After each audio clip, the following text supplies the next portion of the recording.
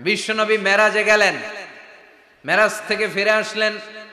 বিশ্বনবী বর্ণনা করলেন, আমি বাইতুল মাকদাস দেখেছি মাঝরাতে, লক্ষাধিক নবীকে নিয়ে নামাজের ইমামতি করেছি, 7 আকাশ দেখেছি, আল্লাহর আরশ দেখেছি, আল্লাহর সাথে কথা বলেছি, আবার ফজরের আগেই মক্কায় ফিরে এসেছি। সবাইকে খাইছে খাইছে, মুহাম্মদের মাথার তার ছিঁড়ে গেছে, নাউজুবিল্লাহ পড়ে। আবু জাহেল, উতবা, সাইবা সবাই মিলে একটা সুযোগ পেল, বলল এতদিন আমরা আবু বকররে বুঝাইতে পারি না, আজকে মুহাম্মদ যে গাঞ্জাখুরি কথা বলে এটা বললে আবু বকররে আমাদের দলে নিয়ে আসা যাবে। সবাই সাইয়েদনা আবু বকরের কাছে যায়, যে বলে আবু বকর জানো নাকি তোমার নবী নতুন কথা আমদানি করেছে? কি বলেছে আমার নবী? তোমার নবী বলে মাঝরাতে বাইতুল মাকদাস গিয়েছে। বাইতুল মাকদাসে তখন দ্রুতগামী ঘোড়া দিয়ে ছুটলেও যেতে লাগে 15 দিন।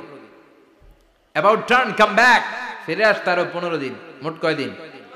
1 মাস, যেতে আসতে 1 মাস।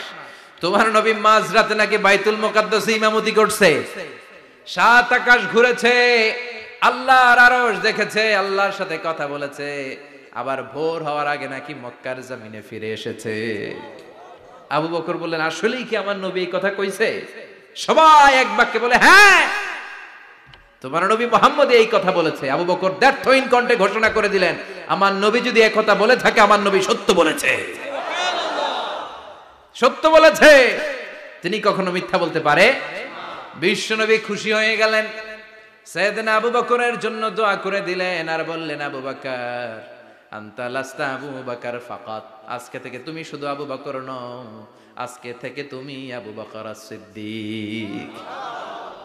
সিদ্দিক, সত্য গ্রহণে, সত্য প্রকাশে, সত্য মানার ক্ষেত্রে আপোষহীন, কোনো আপোষ নাই। চিল্লায় কোন ঠিক কিনা? সে আল্লাহ বললেন ওয়াযকুর ফিল কিতাবি ইব্রাহিম ইন্নাহু কানা সিদ্দিকান নাবিয়্যা।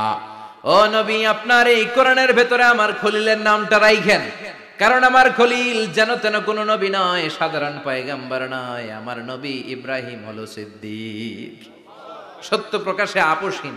এজন্য আল্লাহ খুশি হয়ে ওনার একটা টাইটেল দিলেন, টাইটেলটা হলো খলিল। ওয়াত্তাখাযাল্লাহু ইব্রাহিমা, চিল্লায় বলেন ওয়াত্তাখাযাল্লাহু ইব্রাহিমা, আমি ইব্রাহিমকে খলিল বানিয়েছি। খলিল মানে দোস্ত। খলিল মানে কি? আল্লাহ দুনিয়ার একজনের দোস্ত ডাকে, কি মজার ব্যাপার, কেমন লাগে তার কাছে শুনতে? সুবহানাল্লাহ কইবেন না? ওনারে বানাইলেন খলিল, আর বিশ্বনবীরে বানাইলেন হাবিব। সুবহানাল্লাহ পড়েন। বাপ বেটা সব নিয়ে গেছে। সাইয়েদনা ইব্রাহিম হচ্ছেন বাবা, আর বিশ্বনবী ছেলে। বিশ্বনবীর অনেক উপরের পুরুষ হচ্ছে